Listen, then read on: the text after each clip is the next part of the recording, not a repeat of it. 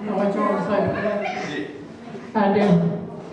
I dear Heavenly Father, we come in your presence with thanksgiving, not only for the food generously given to us and the love and the blessing we have of our family. May we let them always know and care about others and try to be as family to them as we can, for we love them and bless them with all our heart, and ask that you would make us worthy of their love and of their blessing. For we pray in Christ's name and for his sake. Amen. Amen. That's what she would say. Her favorite color is blue. You know what that is? And it has to do with money. You go, money is green. Yeah, but when she gets it, it gets blood. So she bloods her money. It's blue all the time. Gone. Just gone right out of the way. So listen, my name is, why are you crying? It's not that bad yet. Lord have mercy. Did you picture? I have to tell you something. I love your hair. Let me shine it up. Stay right there. Dang, that looks good. Men have three kinds of hairstyles. Parted, unparted, and departed. That's how that works. That is true. Now look, Miss Beverly, while we're here, I'm going to go ahead and make you a little hat for your birthday. Here, mister, hold this. Make some music. So, my name is Lulu Belle, and I've come all the way from right outside of Raleigh to come see y'all, and I come from the Belle family. Well, and as you know, the Belle family, we're kind of eccentric folks, and there's all kinds of us Bells. It's true. My mom and dad were kind of crazy. I've got a sister that was born July 4th. Her name is Liberty Belle. I got a sister that was born at Christmas. Her name is Jingle Belle. I got a brother who's not very smart. His name's John Belle. And we did have I got twin brothers. One is a school teacher and one's a preacher, and that's Church Belle and School Belle. And then we adopted a little fella from Mexico. His name's Taco Belle. There you go, Miss Beverly. Now look, anytime you want to go sit back and say your husband is okay. And she's running. Let me out here. So just let y'all know, I was here just to tell you something. Me and Beverly, we go shopping all the time, and both of our husbands have the same rules. Don't spend a lot of money. But when you see something so fabulous, you have to spend money. And my husband told me I could come and spend money on something tonight, Miss Beverly, because it's your birthday. So I decided I was going to buy this beautiful outfit. And I know you're jealous, but don't be. Because you too can get this for $39.95. Now let me tell you what happened. My husband said, Lulu Belle, you can go shopping, but don't you spend a lot of money. I said, okay, I gotta look good. So I went shopping, and I saw it. And you know, I think the devil runs all the shopping centers in the world. Because women, you know, when we go in there, you hear that little voice, and it says, buy it, buy it, buy it. You heard it, right? So I went in there, and I put this thing on, and it sure did look good. So I thought, I just gotta have it. I'm gonna have to spend that $39.95. So I did it, and I got home, and I put it on, because I knew my husband would love it. And I put it on, he said, yeah, that's good, I love it. And I forgot the one thing, ladies, the tag. It was still on there. And he said, Lulu Belle, I told you don't spend a lot of money on that. I said, baby, I couldn't help it. The devil made me do it. He said, the devil made me do it. I said, yes, he did. He said, why don't you be like you do in church? He said, Satan, get behind me, Satan. I said, I did. You know what Satan said? He said, woo, girl, looks good back there too. He got good taste. Anyway, so, and now look, I just want you to know I got my hair done, got my new outfit, got my hair done. I always look at my hair done. Your hair done, you do this, you're frozen fridge for showbiz. Now listen, Miss Maxine sitting there looking at my hair, I know what you're thinking. You're thinking, the first one in the world ain't never been thinking. That's a man's job, not the thing. Most women look at me and they go, Lulu Belle, is that your hair? And I said, sure, it's my hair. Some I growed and some I bought, but it's all mine. It sure is. But I'm here to tell you, I have a wonderful sister. I want to tell you a little bit about one of my sisters over here, because you know we're all amongst families and stuff. And one of my favorite sisters And she's not very smart, but she's so sweet. Her name is Lulu Belle. I love her, Lulu Belle. Well, you know, when we was young, we used to love to go to weddings. You know, in the spring and summertime, we did any church that was having a wedding. We would show up. You know, most people, there's 3 times that everybody pretty much goes to church. When you're hatched, when you're matched, and when you're dispatched. That's what happens. So we like to go when people was matched. So we would go to weddings all the time. And we left this one purdy wedding one time, and she said, you know what, Lulu Belle? I said, what, Lulu Belle? She said, I can't wait to get married 16 times. I said, 16 times? You're not supposed to get married 16 times. She said, well, that's what the preacher said. I said, the preacher didn't say that. She said, yes, he did. He said, 4 better, 4 worse, 4 richer, 4 poor. I said, let's just do it 8 times. 4 better and 4 richer. Let's just do it 8 times. But so, and you know what? She ended up getting married. She's a widow woman now. She is. But she did end up getting married. She married a nice fellow. His name was Ted Ringer. He passed away, so now he's a dead ringer. Come on. That one struck a chord with that lady right there. She said, oh my gosh, I knew him. But anyway, he was kind of a terrible fellow. He really was. He had an unfortunate condition. I'll tell you about it later. But anyway, while they got married, but he passed, like I told you, and she had time on her hands. So she decided she was going to take a course in cultural diversity. So she said, Lulu Belle, would you go with me to this course on cultural diversity? I said, sure I will. So we signed up and we went down to the Union College. And the teacher said, the first thing we're going to do is homework, and I want y'all to go home and get something about your religion and bring it back and tell us all about it. So we said, well, sure, we can do that. I'm sorry, Rob. So we went back the next week, and little Benjamin went up first. I said, little, he was really young.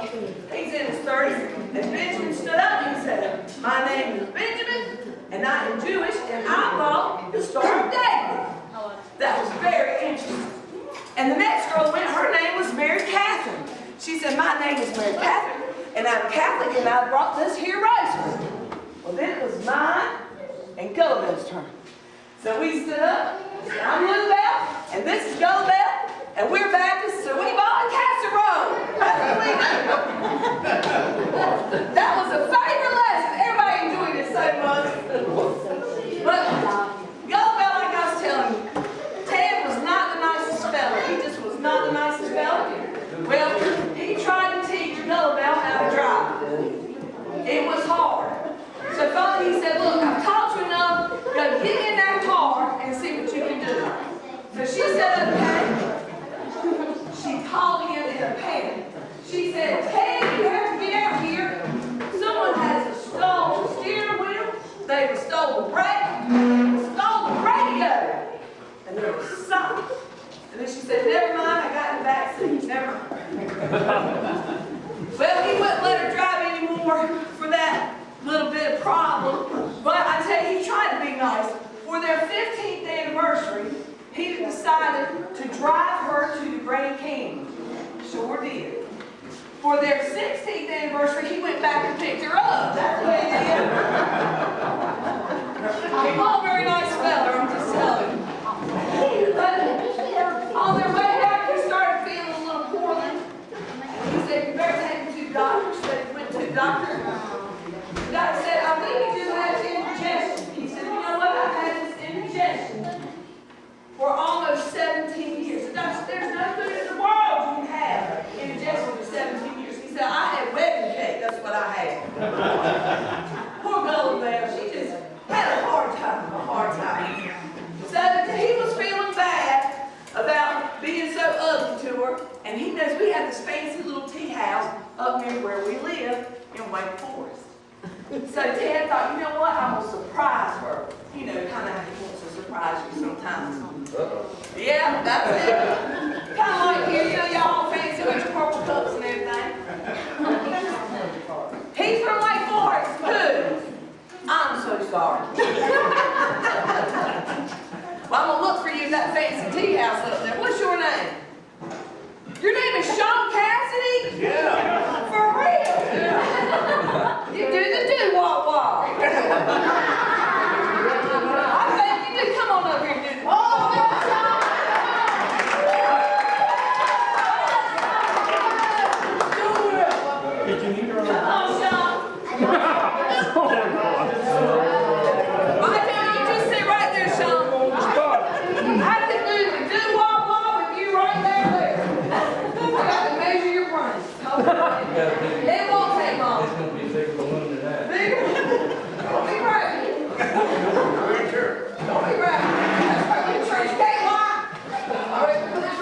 Sean Cassidy. Look at there. Look at that. And Oh, man, yeah.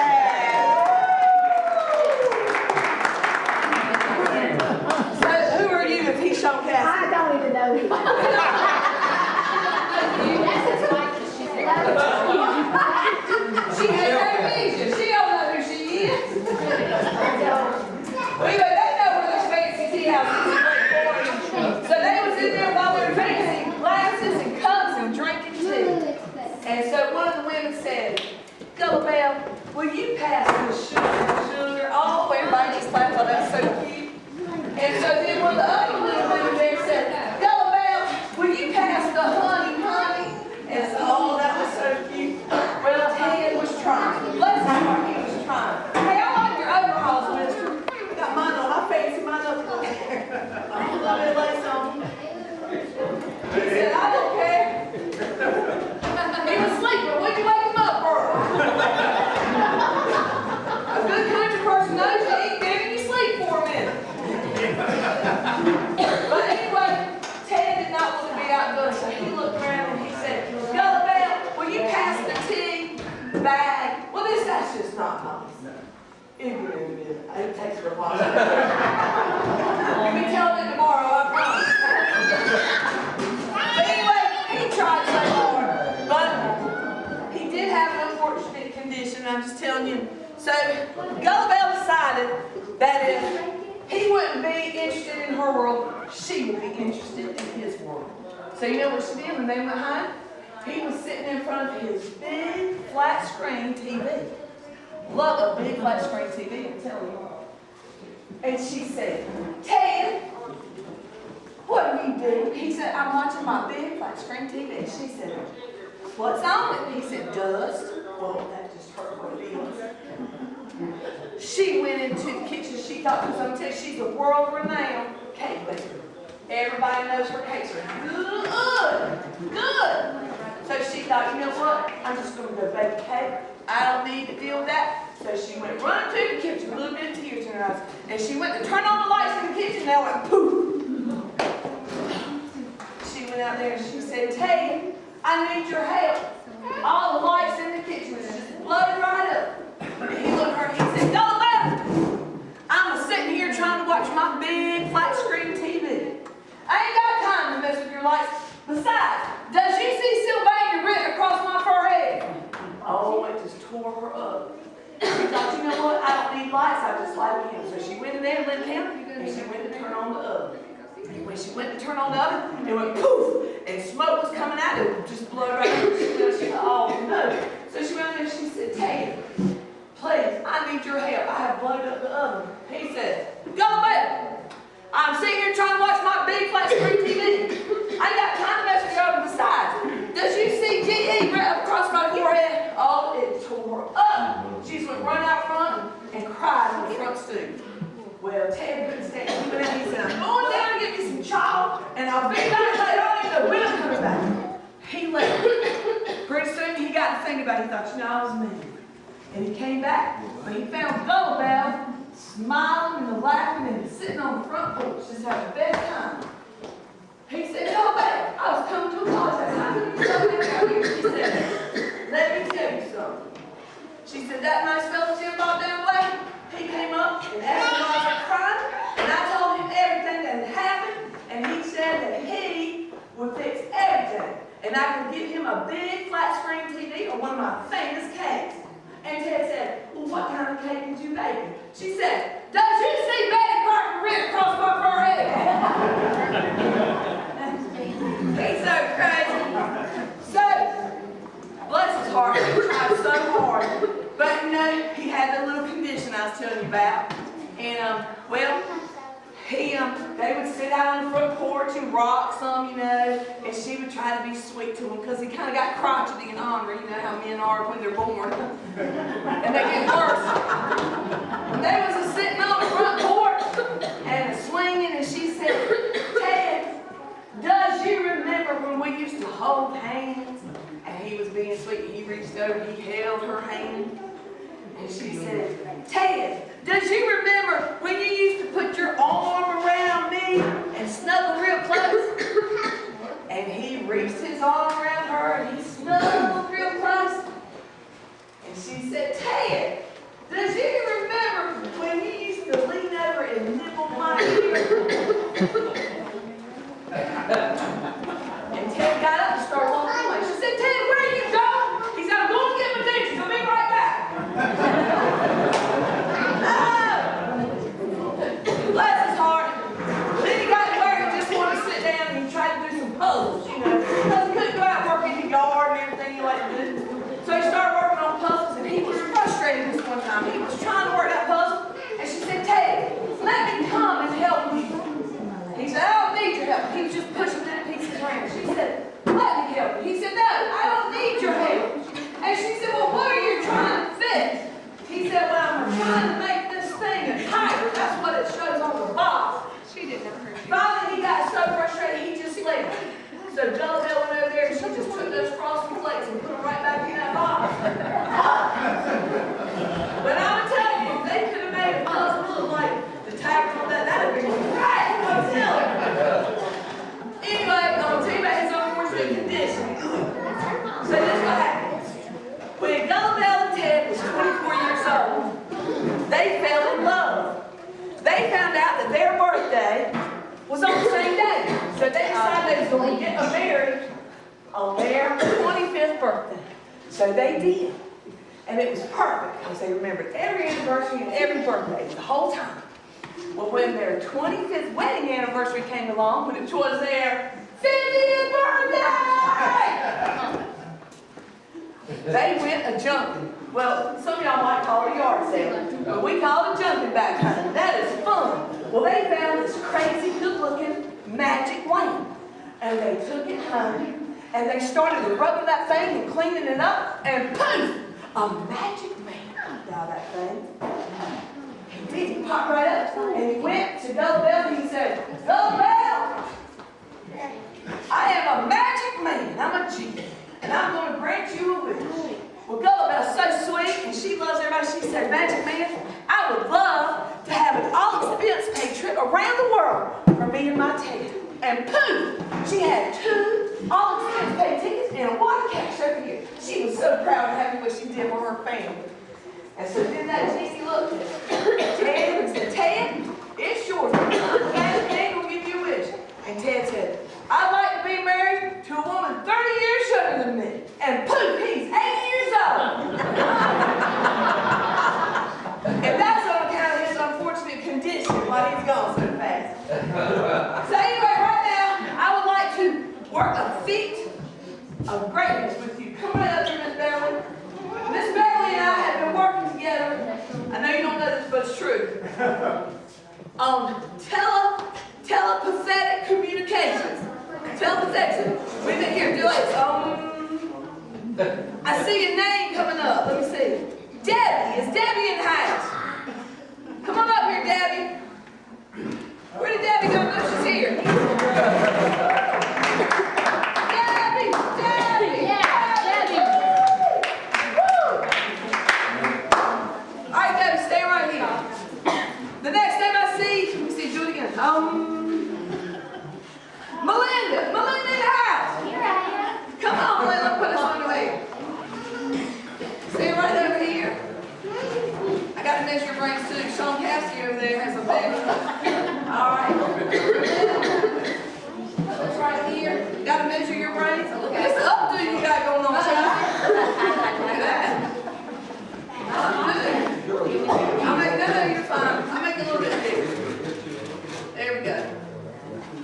All right, let's see. We got to do, look at things. I'm thinking 2 more. See, Tammy, Melinda. How about Frankie? Frankie in the house! Frankie! Come on, Frankie! Oh, no. Come here, Frankie. We're going right here. Well, me and Miss Beverly have been doing telepathic communications with each other. Right the one. Clayton in the house! Clayton!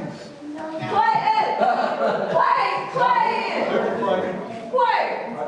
There, Clayton! Clayton!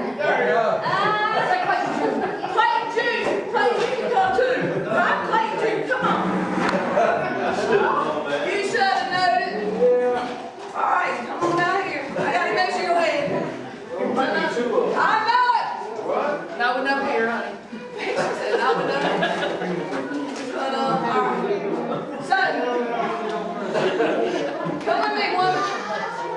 Now what we have to do, because we've been concentrating and doing this telepathic communication thing. So what we're going to do, Beverly is going to tell me about the friends, and I'm going to put into words what she can't say.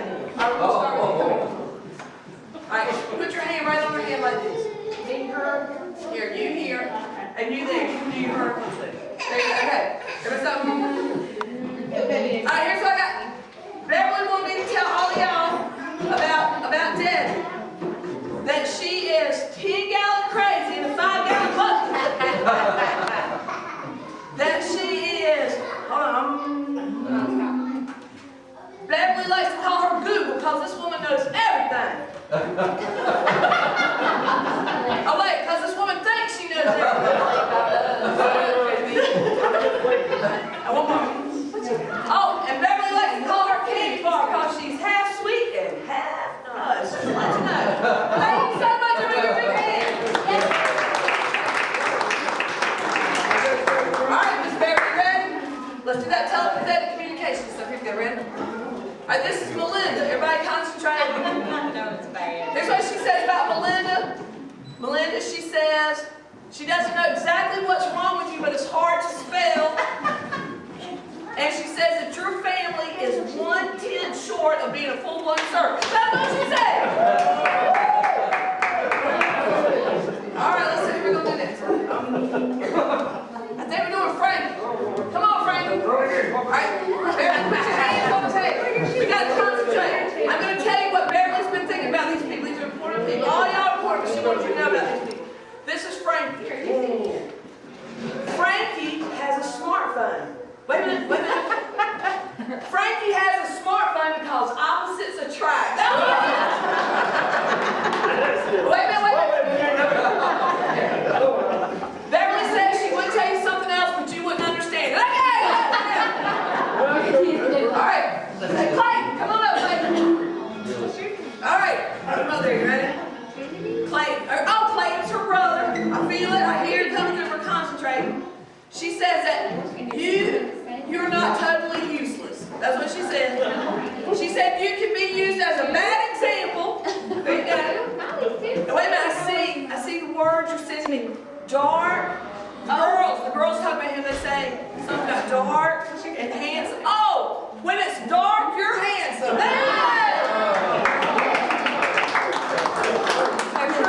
And now, y'all stay right there because y'all can help us in just a minute. I need you in the background. Sean Casson, you just do what. And I would like for Mr. Robert to come on up here, Mr. Robert. Now I have to let y'all know this is a love story right here. Okay? I'm going to put him in part of it. So, what you need to know is, this woman loves this man. She almost didn't marry him. She was dating a doctor. Yeah, she was dating a doctor. But this man tried 3 pickup lines on her. They're the best pickup lines he knew. And here's what they were. The first one was, he said, hey baby, you from Tennessee? Because you're the only 10 I see. And, but see, it didn't work. That one didn't work. So then he tried the second one. The second pickup line, it's a good redneck pickup line. The second one was, baby, if you was a booger, I would pick you first. Yeah. You blew it. Kind of with her money. She blew that too. I couldn't deliver that one earlier, but I got it right there. But the third, which is the one that she fell for, which is funny because she doesn't like it when he passes gas in public. And evidently he does that quite often on accident. And leaves her in the way so people think it's her. That's the thing that all men do. Y'all need to stop that. No! But this was the pickup line that got her. He went up to her and he said, baby, did you just pass gas because you blew me away? I want to tell you that this woman, this is true, she was dating this doctor. And she loved him. And she decided it was a perfect match. And she could marry this doctor and she could be well for nothing. But instead she decided to marry Robert, the preacher, and now she's good for nothing. So, here's what we're going to do. I want all the little children to come up and help me. Come on. Come on. Come on. Come on.